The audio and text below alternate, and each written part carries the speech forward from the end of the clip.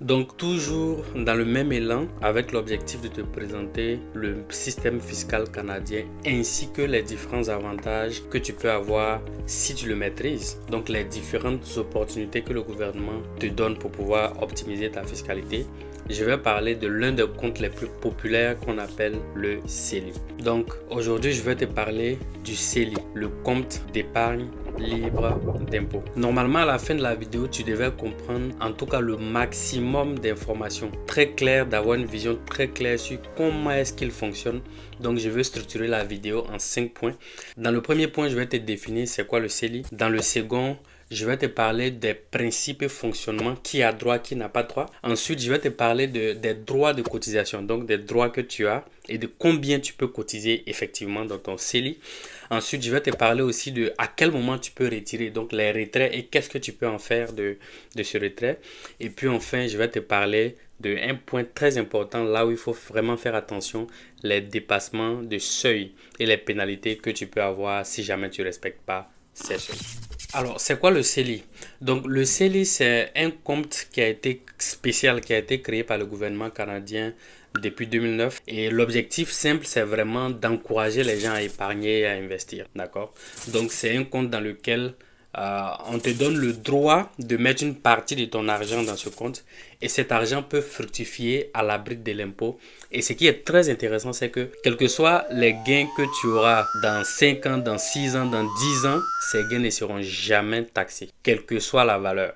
Donc c'est vraiment ça le principe le plus important, l'un des principes très importants à retenir. Donc une fois que tu épargnes dans ton CELI, tu peux investir cet argent en bourse, essentiellement en bourse, d'accord, mais il y a des règles, il y a des exclusions, mais en général, tu peux acheter la plupart des actions et des fonds de placement. Voilà. Mais il y a quelques restrictions quand même dont il faut être au courant, mais à moins vraiment d'avoir des stratégies d'investissement très sophistiquées, ça risque pas de te toucher. Toutefois, si jamais tu veux investir dans quelque chose, rassure-toi juste que c'est pas interdit. L'objectif de la vidéo n'est pas de rentrer dans ces spécificités aujourd'hui, mais au moins sache que il y a des interdictions, il y a des choses que tu ne peux pas acheter quand tu utilises ton CELI. Le deuxième point, c'est les principes de fonctionnement. Bon, on pourrait dire encore c'est quoi les conditions pour avoir un CELI. Donc pour avoir un CELI au Canada, il y a deux grandes conditions. La première, c'est avoir 18 ans.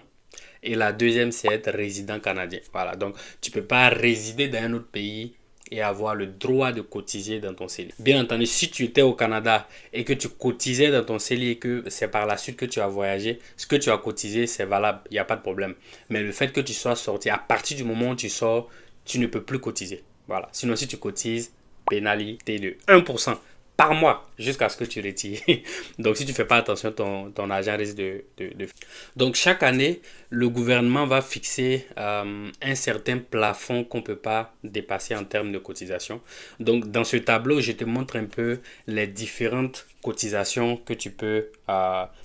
qui ont été autorisées par le gouvernement. Donc, par exemple, de 2009 à 2012, le montant que chaque Canadien, en tout cas chaque résident au Canada, pouvait mettre de côté, c'était de 5 000 dollars par an. Donc, tu peux mettre 5 000 dollars en 2009, 5 000 en 2010 jusqu'à 2012. Ensuite, en 2013 et 2014, c'était 5 500. 2015, c'était 10 000. Bon, il va falloir comprendre pourquoi ça a augmenté autant, mais voilà, c'était 10 000. Ensuite, de 2016-2018, c'était 5 500. 2019 à 2022, 6 000. 2023, 6 500 et 2024 et 2025, 7 000. Donc ça, c'est des informations que j'ai tirées sur le site du gouvernement du Canada que vous aussi, vous pouvez regarder sans problème. Alors, donc, je vous ai montré comment est-ce que le gouvernement va se fixer les plafonds de cotisation. Maintenant, on va partir sur le troisième point pour parler des droits de cotisation. Donc, vous voyez que pour quelqu'un qui a eu 18 ans après 2019, ses droits de cotisation commencent à partir de la date où il a eu 18 ans et combiné au fait qu'il soit résident au Canada. Donc si par exemple il a fait 5 ans sans cotiser, l'année où il va vouloir cotiser, tous les droits, toutes les cotisations qu'il n'a pas faites, il peut les regrouper et faire des cotisations. Donc il peut accumuler tous ses droits de cotisation. Donc prenons un exemple plus concret. Supposons Julie qui a eu 18 ans en 2020. D'accord? Donc de 2020 à 2025, quels sont les droits de cotisation de Julie? Donc pour calculer les droits de cotisation de Julie, il suffit de prendre le tableau que je vous ai présenté précédemment et de le désagréger si vous voulez. Mais vous allez voir qu'en 2020, Julie avait le droit de cotiser jusqu'à 6 000. Donc en 2021, 6 000, ainsi de suite jusqu'à 2025, comme c'est montré dans le tableau, 7 000. Donc en fait, les droits de cotisation totaux de Julie, c'est la somme de tous ces éléments et c'est ce qui vous donne le montant cumulé de 38 500. Donc les 38 500, si Julie n'a rien cotisé, Julie peut décider en 2025-2026 de mettre un seul coup tous ces 35 500, il n'y a aucun problème parce qu'elle a le droit, d'accord? Mais si elle a déjà cotisé, ben, le montant qu'elle a cotisé va venir se soustraire à ses droits de cotisation. Donc, notez très bien que la règle de 18 ans, c'est quand tu vis au Canada. Donc, même si tu as 60 ans et que tu viens d'arriver au Canada, tu n'as pas droit à tout ce qui est passé. C'est à partir du moment où tu résides au Canada que tes droits de cotisation commencent. Donc, retenez que non seulement il y a l'âge, mais il y a aussi le critère de résidence. Il faut résider pour avoir le droit de cotiser. Donc, on passe au quatrième point qui aborde les questions de retrait et d'utilisation de ton revenu. Donc, l'un des avantages du CELI, c'est sa très grande flexibilité. En fait, tu peux retirer l'argent que tu as mis dans ton CELI à tout moment pour n'importe quel but, d'accord? Alors que par exemple le REER, comme je t'ai présenté, tu peux le retirer mais il y a des conditions. Tu peux le retirer seulement pour par exemple acheter ta première propriété, donc le RAP, ou bien tu peux le retirer également pour retourner aux études, ou bien tu peux le retirer quand tu as la retraite. En dehors de ces trois usages, généralement, c'est très difficile de toucher à ton argent du REER. Bien entendu, ça ne veut pas dire que tu n'as pas du tout accès. Tu peux retirer théoriquement, mais si tu retires, tu seras taxé. C'est juste ça. Sinon, tu peux retirer. Ce n'est pas de l'argent que tu as emprisonné.